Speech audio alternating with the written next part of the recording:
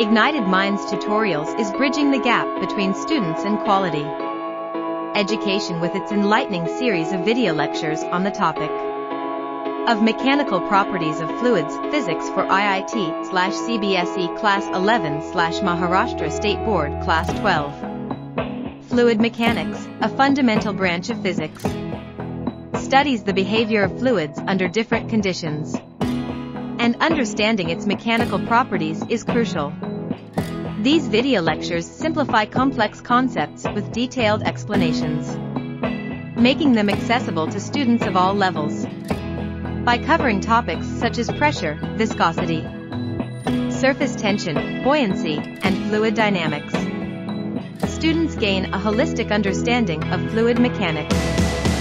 The tutorials cater to the specific requirements of IIT aspirants, CBSE Class 11 students, and Maharashtra State Board Class 12 students. The comprehensive approach of these lectures ensures that students thoroughly comprehend the subject matter, strengthen their analytical skills, and prepare effectively for their exams. The videos not only cover theoretical explanations, but also provide practical examples and problem-solving techniques. By presenting real-life applications of fluid mechanics, students develop a deeper appreciation for the subject and its relevance in various fields.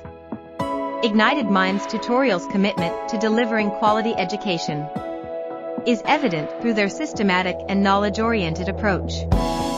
With their series of videos on the mechanical properties of fluids, students receive a valuable educational resource that empowers them to excel in their academic pursuits and ignite their minds for a brighter future.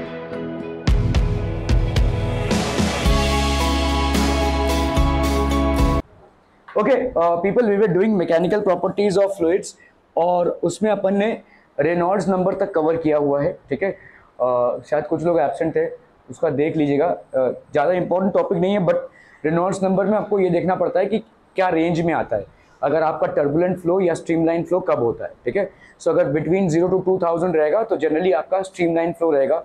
2000 to 3000 के बीच में रहेगा तो आपका भाई साहब it will basically transform into between turbulent and streamline flow रहेगा. और अगर 3000 से ज़्यादा हो जाता है रेनॉल्ड्स नंबर की वैल्यू तो आपका क्या हो जाएगा, that will be basically a turbulent flow. खैर, आइडियल फ्लूइड क्या होता है, ये एग्जिस्ट नहीं करता है. आइडियल फ्लूइड मतलब क्या है समझ लीजिए. The motion of real fluids is very complicated. To understand fluid dynamics in a simpler manner we assume that the fluid is ideal. तो ये अजम्पशन है हमारा. आइडियल गैस भी एग्जिस्ट नहीं करता है और आइडियल फ्लूइड भी एग्जिस्ट नहीं करता है. ठीक है, okay. An ideal fluid is one which is non viscous, मतलब जिसमें कोई विस्कोसिटी ना हो. इनकम्प्रेसिबल, जिसको हम कंप्रेस ना कर सकते. हर फ्लूइड किसी ना किसी हद तक कंप्रेस होगा. ठीक है, and it's flow is steady and irrotational. देखो एक प्रॉब्लम क्या है, समझ लो ये फ्लो है. ठीक है, ये फ्लो है किसी लिक्विड का. क्या ये प्योर फ्लो होगा? नहीं, ये ऐसे घूमेगा भी तो. ठीक है, मॉलिक्यूल जैसे घूमेंगे भी, जिसको आप कंसिडर नहीं कर रहे हैं. अगर इसको कंसिडर करना है फिर रोटेशनल मोशन को कॉन्सेप्ट में लेना पड़ेगा.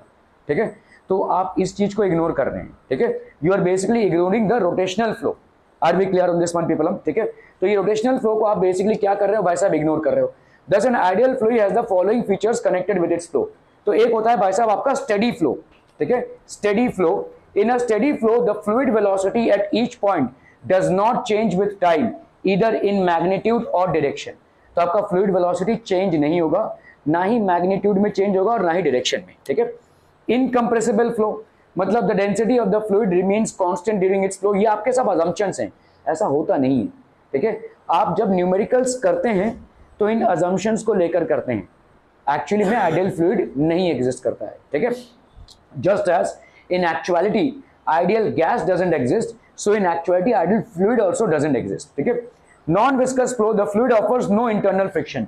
कोई इंटरनल फ्रिक्शन ये ऑफर नहीं कर रहा है. An object moving through this fluid does not experience a retarding force. इस पे भाई साहब कोई रिटार्डिंग फोर्स नहीं लग रहा है. इररोटेशनल flow, this means that there is no angular momentum of the fluid about any point.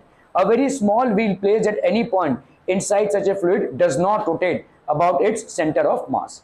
तो ये सारे तमाम आपके क्या हो गए, assumptions. These are basically assumptions. These are assumptions for an ideal fluid, for an ideal fluid. These are assumptions for an ideal fluid. Are we clear to this one people? हम समझ में आता हूं? Okay. Now let's talk about equation of continuity. आपका equation of continuity थोड़ा सा Bernoulli's principal, ये सब चीजें हैं जो न्यूमेरिकल्स के पर्सपेक्टिव से इंपॉर्टेंट हैं, and that's what we are going to study. Okay, equation of continuity. Consider a non viscous and incompressible liquid.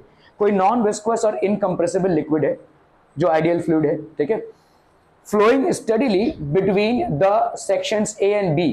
तो आपका देखो एक सेक्शन ए है और यहाँ पे आपका क्रॉस सेक्शनल एरिया कम हो गया बी, है ना.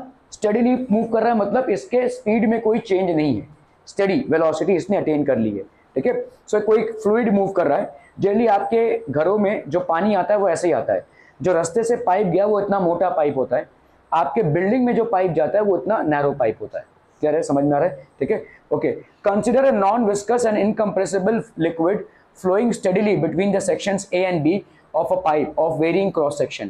Let A1 be the area of cross section, V1 the fluid velocity, ρ1 fluid density at junction A. तो आपके जंक्शन A पे क्या क्या है, आपका A हो गया इसका एरिया ऑफ क्रॉस सेक्शन, ठीक है. V1 इसका भाई साहब वेलोसिटी है, area is A1, V1 is the fluid velocity, ρ1 fluid density, and the values corresponding to the quantities at B, A2, V2 and ρ2. Are we clear, ठीक है. तो आपका यहाँ पे fluid density at section A, तो section A में ये fluid density और सेक्शन बी में ये फ्लूइड डेंसिटी है. ओके, नाउ मास क्या होता है भाई साहब, आपका वॉल्यूम इनटू डेंसिटी, ठीक है. तो एरिया ऑफ क्रॉस सेक्शन, ये वॉल्यूम क्या हो जाएगा बोलो, area of cross section into length, ठीक है, इनटू डेंसिटी. तो आप यहाँ पे कर लो mass of fluid that flows through cross sectional area in time delta T. ये कितना हो जाएगा, देखो लेंथ क्या होगा, यहाँ पे लेंथ हो जाएगा वेलोसिटी इनटू टाइम, ठीक है. लेंथ हो जाएगा v1 इंटू डेल्टा टी, ठीक है. और आपका a1 हो गया यहाँ पे एरिया ऑफ क्रॉस सेक्शन, ठीक है. एंड लेट्स से आपका डेंसिटी आपका ρ1 है, ठीक है. इसी तरह से मास of fluid that flows through cross section b in delta time t. अभी ये मास जो है तो ज्यादा होगा डेल्टा टाइम t में, ठीक है, क्योंकि यहाँ पे m2 की वैल्यू यहाँ पे क्या होगी, a2 v2 into delta T. ये हो गया आपका length. This is basically volume, area into volume into ρ2. By conservation of mass, जितना मास इस जगह से फ्लो हुआ है इन टाइम डेल्टा टी, उतना ही मास इस जगह से भी फ्लो होगा इन time delta t. So that is called conservation of मास. तो इसको अगर हम इक्वेट करते हैं तो m1 की वैल्यू m2 के बराबर, that is a1 v1 delta T ρ1 will be equal to a2 v2 delta T ρ2. Delta T और डेल्टा टी भाई हो गए कैंसिल, ठीक है. और ρ1 और ρ2 दोनों भी सेम होंगे, क्यों, क्योंकि लिक्विड की डेंसिटी तो सेम है ना भाई साहब. आपने सवाल के लिए मान रखा है उसको, लेकिन लिक्विड की डेंसिटी तो सेम होगी भाई साहब. ये दोनों हो गए आपके कैंसिल. तो उसका मतलब a1 v1 is equal to a2 v2, ठीक है. Where a1 is the area of cross section, ठीक है, here, and v1 is the velocity here, a2 is the area of cross section here and v2 is the velocity here. तो अपन यहाँ पे क्या बोल सकते हैं, a v की वैल्यू हो जाएगी constant. This is the equation of continuity. ये आपका भाई साहब इक्वेशन ऑफ कंटिन्यूटी हो गया, ठीक है. AV is equal to constant, that is equation of continuity, ठीक है. It states that during the streamline flow of non-viscous and incompressible fluid through a pipe of varying cross section, the product of area of cross section and normal fluid velocity remains constant throughout the flow. तो ये भाई साहब आपका constant रहेगा. Clear है, समझ में आ रहा है ये. तो इसका मतलब अगर आपका कोई फ्लूइड है जो ऐसे पाइप से पास कर रहा है जिसका क्रॉस सेक्शन एरिया कम ज्यादा हुआ है, तो आपका क्या होगा, a into V, that is area of cross section and velocity, that is going to remain constant. और यही होगी आपकी इक्वेशन ऑफ कंटिन्यूटी, ठीक है. This will be basically equation of continuity. So equation of continuity भाई साहब क्या बोल रहा है, the product of area of cross section and velocity of fluid flowing through that area in a particular time is going to be constant. मतलब इसको अगर आप देखोगे तो a1 v1 will be equal to a2 v2 will be equal to a3 v3 and so on. Are we clear on this one people? ठीक है, okay.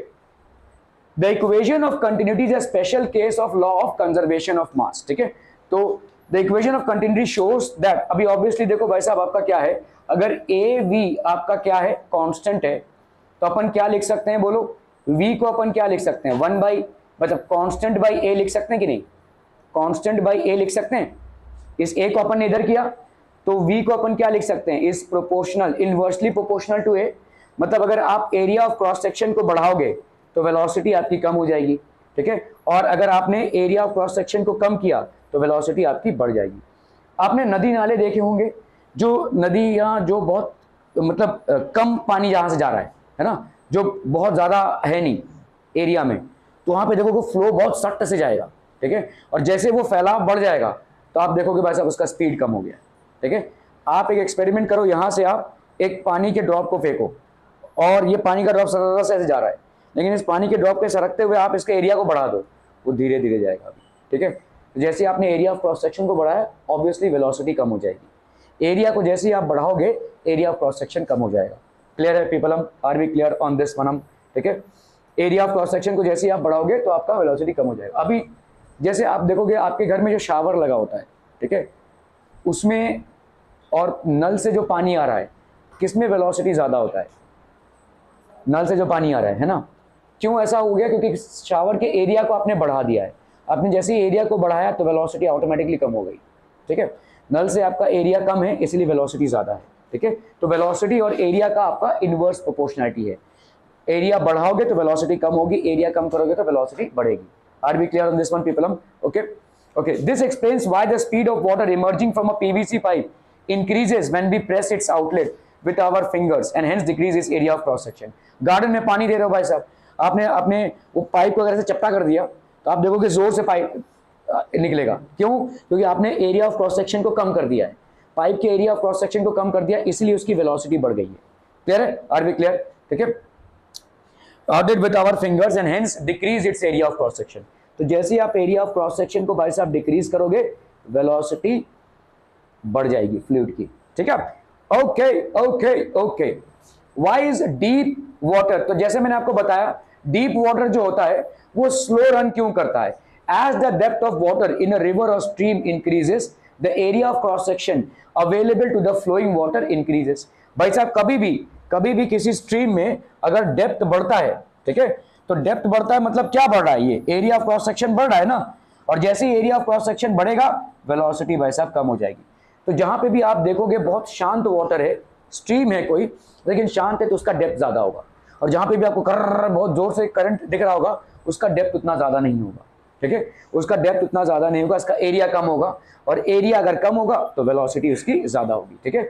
So as the depth of water in a river or stream increases the area of cross section available to the flowing water increases, consequently velocity decreases in accordance with the equation of continuity.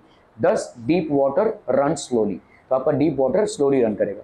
Energy is possessed by a flowing liquid। A liquid in a steady flow can have 3 kinds of energy। एक हो गया भाई साहब आपका kinetic energy, दूसरा हो गया potential energy और तीसरा हो गया आपका pressure energy. Kinetic energy, the energy possessed by a liquid by virtue of its motion is called kinetic energy। तो एक लिक्विड का जो एनर्जी होता है by virtue of its motion is called kinetic energy। के ई की वैल्यू यहाँ पे कितनी होगी, हाफ एम वी स्क्वायर, ठीक है। Where M is the mass of the liquid and V is the velocity of the liquid. Kinetic energy per unit mass of the liquid.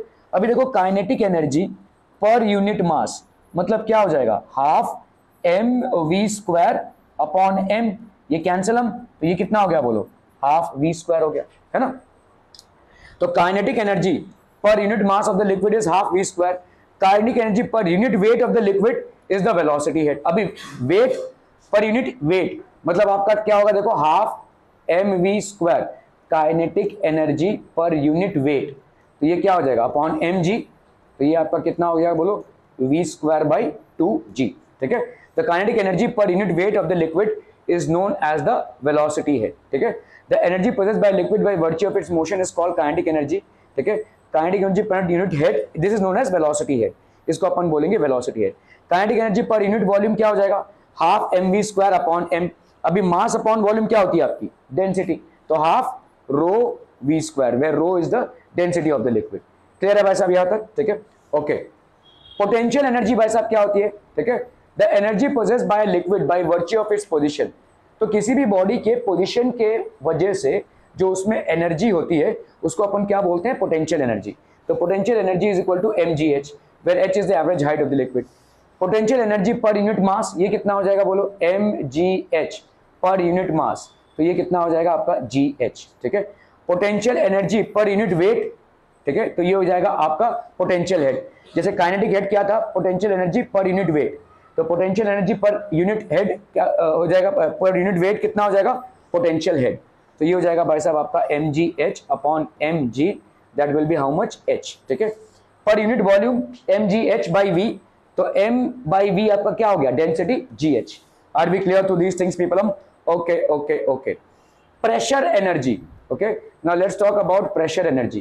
The energy possessed by a liquid by virtue of its pressure is called the pressure energy. तो एक liquid में जो energy होती है, ठीक है, by virtue of its pressure, that is called pressure energy. A liquid under pressure can do work and so possess energy. For example, a liquid in a cylinder can drive a piston, ठीक है। वैसे अब आपका समझ लो, यहाँ पे एक बंद है, जैसे रास्ता बंद है, अभी आपने एक पाइप लगा दिया और इसमें एक पिस्टन है, क्या ये पिस्टन आगे जाएगा?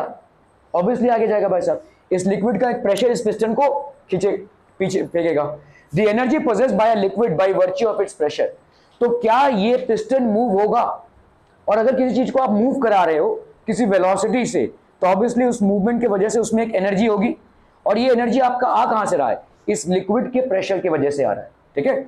बहुत जोर से नींद आ रही है। The energy possessed by a liquid by virtue of its pressure is called the pressure energy.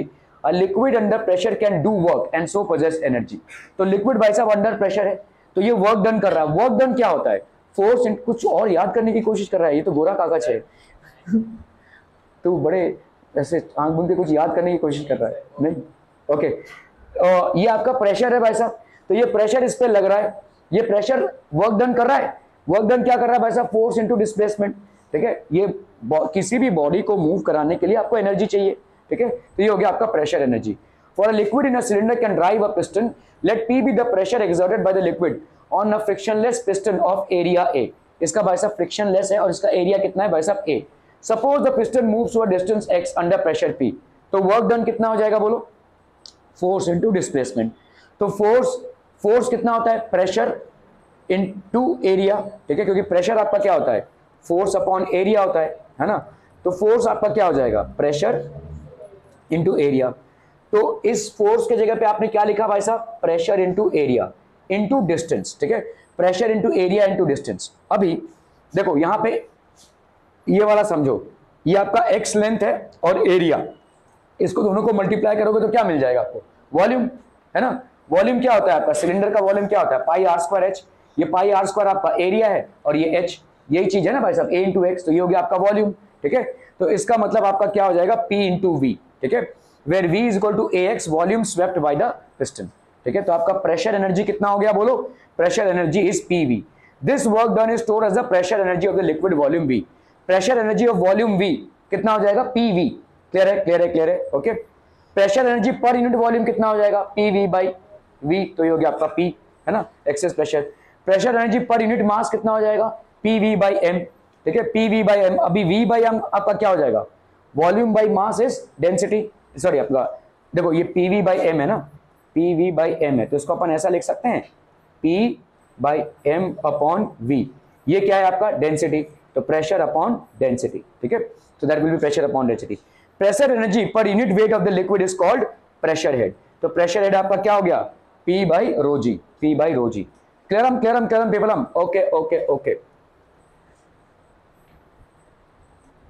Bernoulli's principle, the Swiss physicist Daniel Bernoulli first derived an expression relating to, तो हम ये सब चीजें क्यों पढ़ रहे थे, क्योंकि हम एक इक्वेशन को समझने की कोशिश करेंगे और इस इक्वेशन में लगता है बर्नौलीज प्रिंसिपल। इन सब चीजों को अपन डिस्कस करेंगे, ठीक है, यहाँ पे। Okay, so Bernoulli's principle, his result called Bernoulli's principle is based on the law of conservation of energy. So Bernoulli's principle states that the sum of the pressure energy, kinetic energy and potential energy per unit volume of an incompressible non-viscous liquid in a streamlined irrotational flow remains constant. देखो सारी चीजों को आपने assumption किया है, irrotational flow, streamlined flow, ideal fluid माना है आपने, ठीक है। ideal fluid के जो भी characteristics थे उसको आपने यहाँ पे definition में define किया है। So mathematically it can be stated that the pressure energy, pressure energy, ये प्रेशर एनर्जी हो गया half rho V square plus potential energy, sorry kinetic energy and potential energy per unit volume. This is what kinetic energy per unit volume, this is what potential energy per unit volume, और ये हो गया आपका pressure energy. This is going to be a constant, ये आपका constant होगा किसी भी लिक्विड के लिए। कह रहे pressure energy, kinetic energy per unit volume and potential energy per unit volume. ठीक है, तो बर्नौलीज प्रिंसिपल भाई साहब क्या बोलता है? ठीक है, बर्नौलीज प्रिंसिपल, बर्नौलीज प्रिंसिपल किस पे एप्लीकेबल है? आइडियल लिक्विड्स पे, आइडियल लिक्विड्स पे। और ये बहुत छोटे हिसाब से क्या बोलता है? Pressure energy, P is basically what? Pressure energy, P is the pressure energy plus half rho, ठीक है, half rho kinetic energy V square, this is kinetic energy per unit volume plus rho g h, है ना, यही था ना, rho g h, this is potential energy per unit volume. This for a fluid is going to be constant, ये किसी भी fluid के लिए भाई साहब कांस्टेंट होगा। ठीक है, pressure energy, kinetic energy per unit volume and potential energy per unit volume as per Bernoulli's principle is going to be constant for any fluid. Are we clear to this one people? Hmm समझम, ठीक है, okay. Consider, तो आपका देखो अभी आप सारी चीजों को कंसिडर करेंगे क्योंकि आपने आइडियल फ्लूइड माना हुआ है, नॉन विस्कस, मतलब जो रोटेट ना करे, ठीक है, नॉन विस्कस फ्लूइड जो स्ट्रीमलाइन भी रहे और इरोटेशनल भी हो। ठीक है, तो ये सारे आपके अजम्पशंस हैं भाई साहब। आइडियल फ्लूइड के जो अजम्पशंस आपको लिखने हैं, आइडियल फ्लूइड के जो अजम्पशंस आपको बर्नौलीज प्रिंसिपल में लिखने हैं, बर्नौलीज प्रिंसिपल में वो क्या क्या है भाई साहब आपका? एक तो हो गया नॉन विस्कस, ठीक है, this has to be non viscous, ठीक है, और क्या हो जाएगा बोलो? स्ट्रीमलाइन, स्ट्रीमलाइंड, और क्या हो जाएगा बोलो? इरोटेशनल। ठीक है भाई साहब, ये रोटेट नहीं कर रहा है। ये सारी तमाम चीजें जो आपको बर्नौलीज प्रिंसिपल में डालनी पड़ेगी, ये आइडियल फ्लूइड के कैरेक्टरिस्टिक्स हैं। ठीक है, ओके, और बर्नौलीज प्रिंसिपल आइडियल फ्लूइड के लिए ही एप्लीकेबल है। तो अपन ने क्या किया भाई साहब? Consider a non viscous and incompressible fluid, ठीक है, फ्लोइंग स्टेडीली। एक और चीज है भाई साहब आपका इनकम्प्रेसिबल, ठीक है, इनकम्प्रेसिबल। ठीक है, आप अगर देखोगे तो ये सारे क्या हो जाएंगे? These are assumptions, these are assumptions for an ideal fluid। एक आइडियल फ्लूइड के भाई साहब क्या हैं? ये assumptions हैं, non viscous, streamline, irrotational and incompressible. ठीक है, क्लियर है, क्लियर है, क्लियर है people? Hmm okay okay okay. So अपन अभी देखते हैं यहाँ पे, consider a non viscous and incompressible fluid flowing between cross sections A and B. तो भाई साहब ऐसे जा रहा है ये, ठीक है, okay. Let A1 be the area of cross section, तो आपका यहाँ का क्रॉस सेक्शन का एरिया कितना हो गया? A1, ठीक है, एंड A2 इसका क्रॉस सेक्शनल एरिया हो गया। P1 with the fluid pressure, H1 with the mean height above the ground. तो आपका मीन हाइट कैसे कैलकुलेट करोगे? देखो ये वाला जो हाइट है इसका मिड पोर्शन H1 हाइट पे है, इस पाइप का मिड पोर्शन H2 हाइट पे है।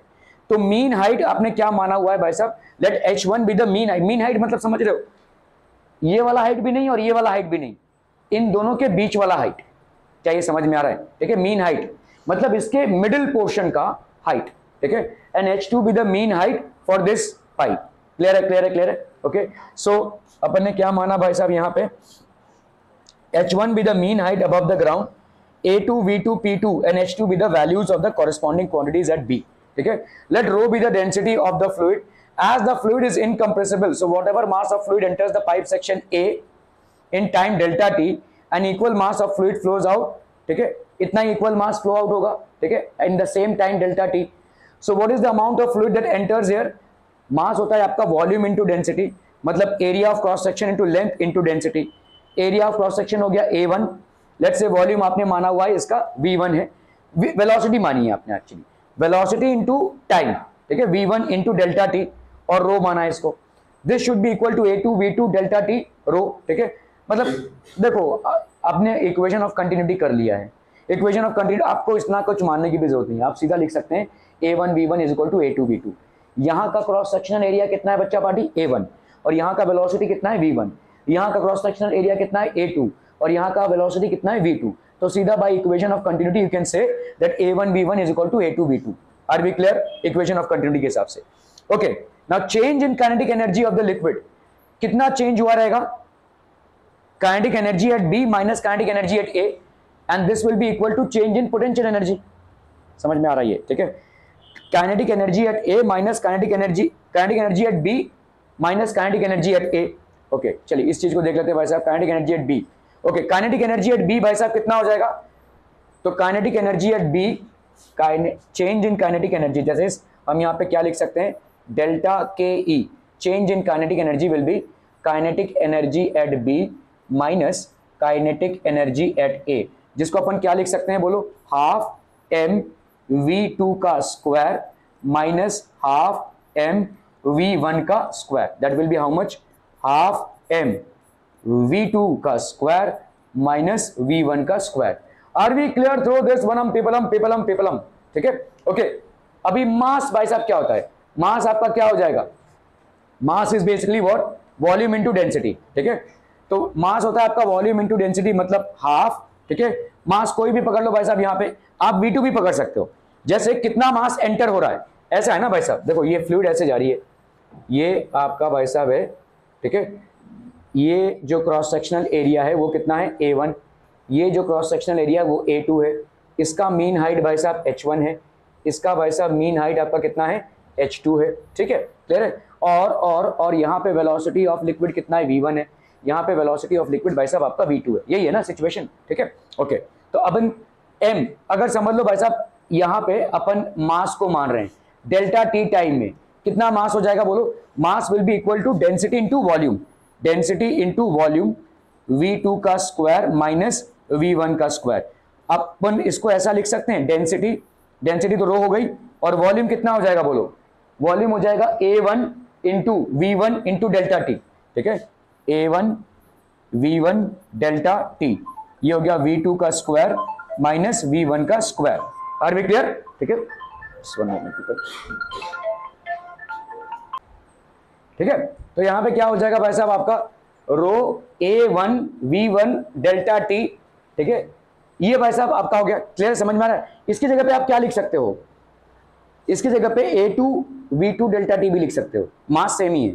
समझ में आ रहा है? ये इस डेंसिटी की जगह पे डेंसिटी लिखा, और ये वॉल्यूम की जगह पे आप A1 V1 डेल्टा टी भी लिख सकते हैं, या A2 V2 डेल्टा टी भी लिख सकते हैं, बोथ आर परमिसिबल। ठीक है, तो A1 V1 डेल्टा टी रो V2 माइनस V1। अभी चेंज इन पोटेंशियल एनर्जी क्या हो जाएगा बोलो, बोलो ना, बोलो mgh, है ना? तो change in potential energy will be equal to potential energy at B minus potential energy at A। समझम? ठीक है, तो इसका मतलब हो जाएगा m, ठीक है, g mg, ये हो गया बोलो पोटेंशियल एनर्जी एट B कितना होगा, mgh2 माइनस mgh1।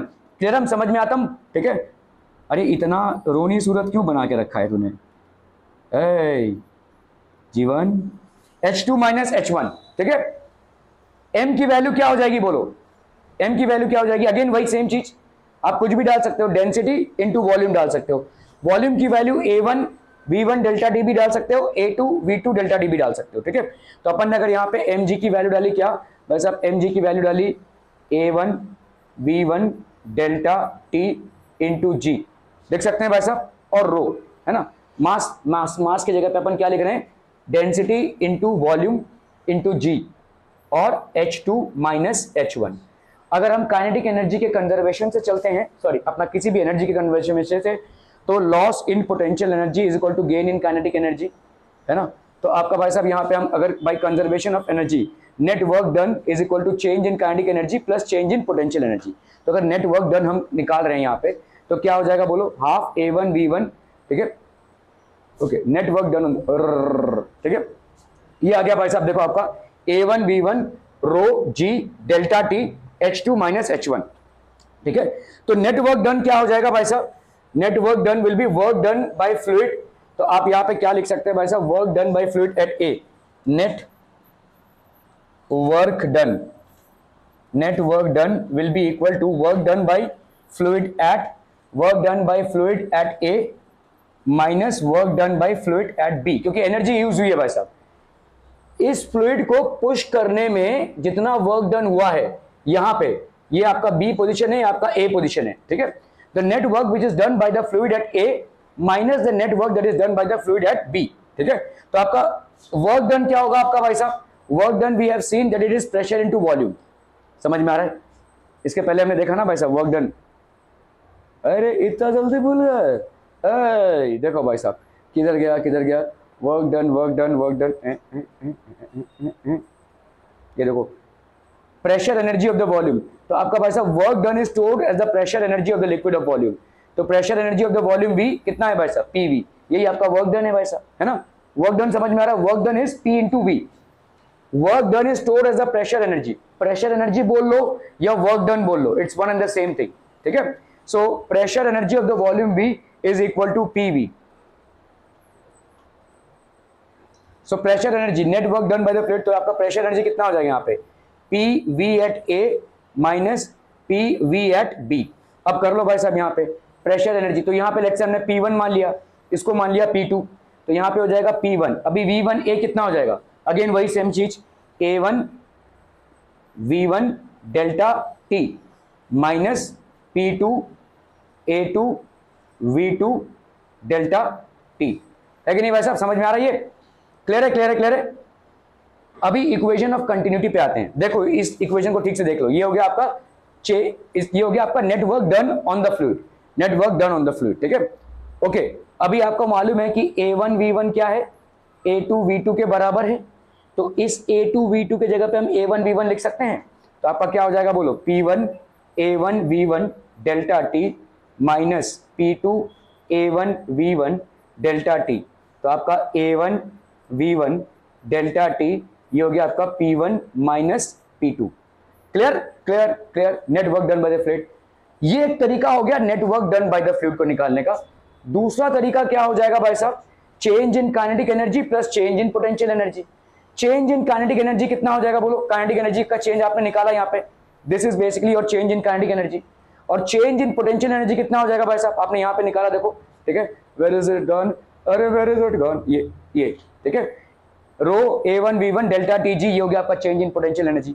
इन दोनों को ऐड कर दिया भाई साहब, तो P1 माइनस P2, ठीक है, डिवाइडिंग, तो आपका भाई साहब इसका मतलब क्या हो जाएगा, देखो ये जो आया आपका work done on the fluid, this will be equal to this to this to, ये दोनों भाई साहब, तो इसका मतलब क्या हो जाएगा, देखो अगर हमने पूरे को डिवाइड कर दिया P1 minus P2 is equal to this, ठीक है, तो अपन क्या कर सकते हैं यहाँ पे P1 माइनस P2, ये P1 माइनस P2 रहा, और आपने A1 V1 डेल्टा C से पूरे को डिवाइड कर दिया, तो A1 V1 डेल्टा T पूरे में कट जाएगा, P1 plus half this is equal to P2 into this, तो इसका मतलब ये कांस्टेंट। समझ में आता हूं नहीं, फटाफट से देखते हैं, ठीक है। देखो यहाँ पे भाई साहब एक पाइप दिया हुआ है आपका, let's say this is basically a pipe, और इसका एरिया ऑफ क्रॉस सेक्शन आपको दिया हुआ है। यहाँ पे आपका एरिया ऑफ क्रॉस सेक्शन कितना है भाई साहब, A1, ठीक है, और यहाँ पे आपका एरिया ऑफ क्रॉस सेक्शन कितना है, A2। लेट्स से यहाँ पे हमने मान लिया प्रेशर है P1 और यहाँ पे आपने मान लिया प्रेशर है P2, ठीक है। अभी दूसरा है आपका हाइट, ठीक है, हाइट ऑफ द सिस्टम, ठीक है। तो लेट्स से आपका इसका जो मीन हाइट है, this is the mean height, that is how much, और ये हो गया भाई साहब आपका लेट्स से H2। तो आपका यहाँ पे कितना हो गया, let's say this is H1 height and this is H2 height. क्या ये समझ में आ रहा है भाई साहब, ठीक है। तो आपका यहाँ पे डेल्टा T, यहाँ पे लेट्स से आप जो मास का कैलकुलेशन कर रहे हैं वो एज पर डेल्टा T कर रहे हैं, यहाँ पे भी आप मास का जो कैलकुलेशन कर रहे हैं वो भी एज पर डेल्टा T कर रहे हैं, ठीक है, क्लियर है, ओके। सो अपन पहला वाला इक्वेशन क्या लिख सकते हैं बोलो, यहाँ पे we can say that what is the kinetic energy, change in kinetic energy. So what is the change in kinetic energy, बोलो भाई साहब कितना हो जाएगा, change in kinetic energy will be kinetic energy at B minus kinetic energy at A, ठीक है। Kinetic energy at B, kinetic energy at B मतलब हो गया हाफ mv2 का स्क्वायर माइनस हाफ mv1 का स्क्वायर, है ना भाई साहब, ठीक है। चेंज इन काइनेटिक एनर्जी, अभी काइनेटिक एनर्जी मतलब आपका हाफ m, यहाँ पे क्या आ जाएगा बोलो, v2 का स्क्वायर माइनस v1 का स्क्वायर। अभी ये जो m है, ठीक है, m आपका कंजर्व्ड है, ठीक है, m आपका कंजर्व्ड है मतलब मास, ये वाला मास ले लो या ये वाला मास ले लो इन डेल्टा टाइम, ठीक है। तो मास क्या हो जाएगा भाई साहब, मास की वैल्यू होगी डेंसिटी इनटू वॉल्यूम, ठीक है। तो अगर आप m1 की बात करते हैं, ठीक है, तो यहाँ पे भी सॉरी m1 क्या लिखना है, m ही लिखते हैं हम यहाँ पे, ठीक है। सो m आपका क्या हो जाएगा, डेंसिटी इनटू वॉल्यूम। अभी वॉल्यूम ऑफ लिक्विड फ्लोइंग, तो यहाँ पे क्या हो जाएगा, density into volume, volume will be equal to V1 into delta T, ये हो गया length into area of cross section. आप इसका वैल्यू ये भी लिख सकते हैं, m is equal to V2 delta t into A2, ये भी लिख सकते हैं। बोथ आर करेक्ट, ठीक है, बोथ आर करेक्ट। मतलब यहां पे जो वॉल्यूम, यहां पे जो मास फ्लो हो रहा है, यहां पे भी उतना ही मास फ्लो होगा इन डेल्टा टाइम टी, ठीक है। In time delta t the amount of mass of liquid flowing through this cross section of the pipe will be equal to the amount of mass of the liquid flowing through this cross section of the pipe in the same time delta t। तो आप ये वाला भी लिख सकते हैं और ये वाला भी लिख सकते हैं। तो अगर हमने ये हाफ m लिया तो यहाँ पे कितना हो जाएगा बोलो, half into rho into V2 delta, sorry V1 लिख देते हैं भाई साहब, ठीक है। So let's say we take it as A1 V1 delta t, ठीक है।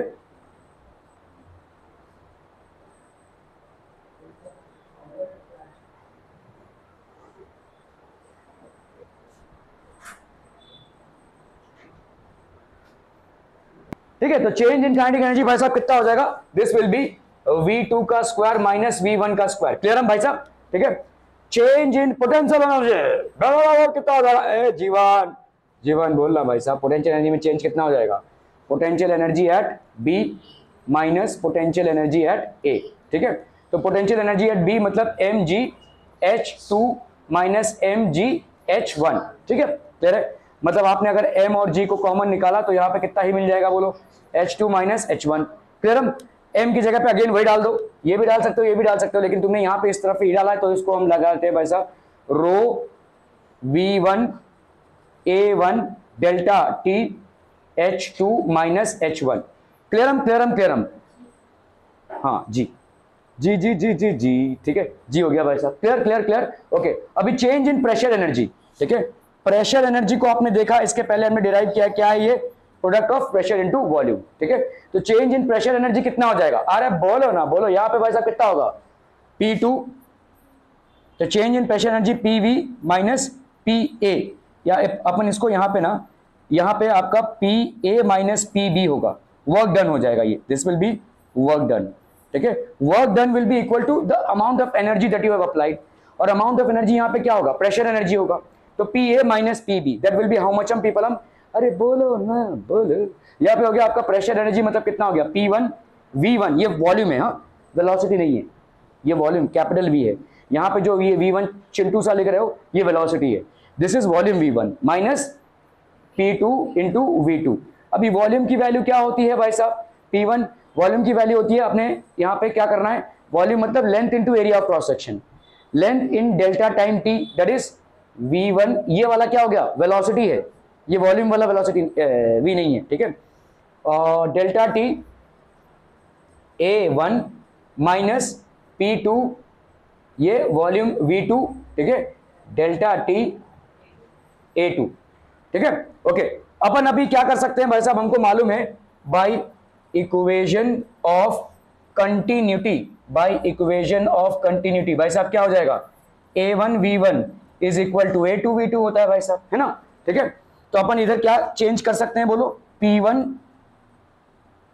V1 A1 delta t minus P2, इधर कितना हो जाएगा बोलो, V2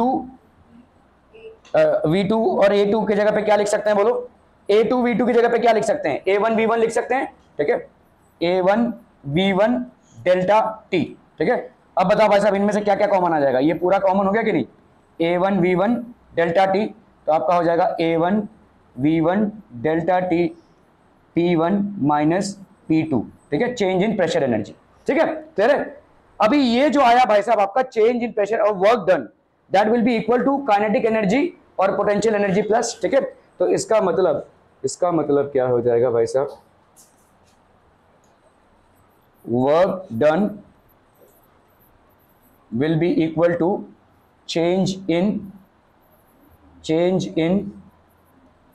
kinetic energy plus change in potential energy। समझम, ठीक है। वर्क डन हो जाएगा भाई साहब ये, ओके, वर्क डन अभी कर लो भाई साहब, यहां पे कितना हो जाएगा आपका, हो गया A1 V1 डेल्टा t, ये हो गया P1 माइनस P2, ठीक है, क्लियर है। Change in kinetic energy, change in kinetic energy भाई साहब क्या हो जाएगा, half rho A1 V1 delta T V2 का स्क्वायर। ध्यान दीजिए यहां पे V1 V2 जो भी मैं लिख रहा हूं वो वेलोसिटी है, it has got nothing to do with volume, ठीक है। V2 का स्क्वायर माइनस V1 का स्क्वायर प्लस यहां पे क्या हो जाएगा बोलो, rho change in kinetic energy, rho V1 A1 delta t G H2 minus H1, ठीक है, क्लियर है। इस पावर को हम किससे डिवाइड कर देंगे, A1 V1 डेल्टा टी से, ठीक है, पूरे को डिवाइड कर दो भाई साहब, ठीक है। तो टुडुंग टुडुंग टुडुंग कैंसलम, ये भी भाई साहब हो गया आपका कैंसलम, और ये भी भाई साहब हो गया आपका कैंसलम, ठीक है।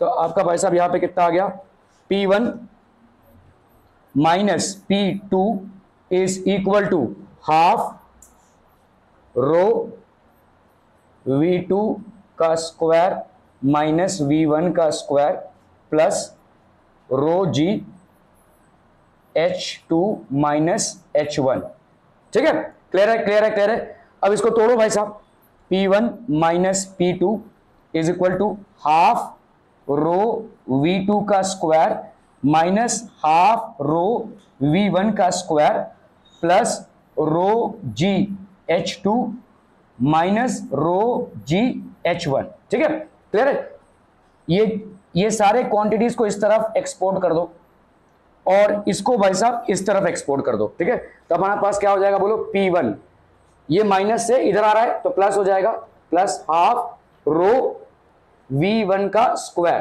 ठीक है, प्लस रो G H1 और रो G H1, ठीक है, क्लियर है। This will be equal to, यहां पे P2 को इधर एक्सपोर्ट कर दो, वो माइनस में है तो ये हो जाएगा P2 प्लस हाफ P रो है, हाँ, हाफ रो V2 का स्क्वायर, ये तो इधर ही था, हाफ रो V2 का square, so no change in sign for this one and there will be no change in sign for this one as well. तो ये हो गया आपका रो G H2, ठीक है। Are we clear on this one, ठीक है। सो इसका मतलब आप, ये कांस्टेंट आ गया ना भाई साहब, देखो तो pressure plus half rho V का square plus rho G H, this is going to be a constant, ठीक है। इसका मतलब क्या हो गया भाई साहब, pressure energy plus kinetic energy per unit volume, kinetic energy per unit potential energy per unit volume, this is going to remain as constant, और यही आपका बर्नौलीज प्रिंसिपल, ठीक है। सो आपका ये क्या हो जाएगा, this will be basically a constant, तो यही आपका बर्नौलीज प्रिंसिपल में बोला गया है भाई साहब, ठीक है। Mathematically it can be expressed as this, ठीक है, the sum of the pressure energy हो गया ये, sum of the pressure energy plus kinetic energy and potential energy per unit volume, ये ध्यान रखना है, क्योंकि जैसे ही आप mv स्क्वायर बाई वॉल्यूम करोगे तो क्या हो जाएगा, डेंसिटी में आ जाएगा, ठीक है।